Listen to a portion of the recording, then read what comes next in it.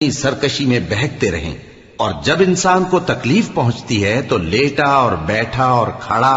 ہر حال میں ہمیں پکارتا ہے۔ پھر جب ہم اس تکلیف کو اس سے دور کر دیتے ہیں تو بے لحاظ ہو جاتا اور اس طرح گزر جاتا ہے کہ گویا کسی تکلیف کے پہنچنے پر ہمیں کبھی پکارا ہی نہ تھا۔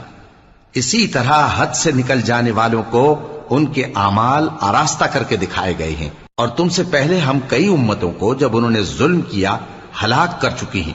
اور ان کے پاس پیغمبر کھلی نشانیاں لے کر آئے، مگر وہ ایسے نہ تھے کہ ایمان لاتے۔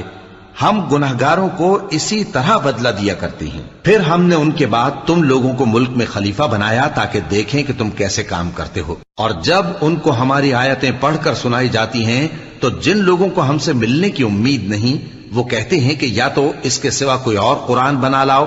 یا اس کو بدل دو۔ کہہ دو کہ مجھ کو اختیار نہیں ہے کہ اسے اپنی طرف سے بدل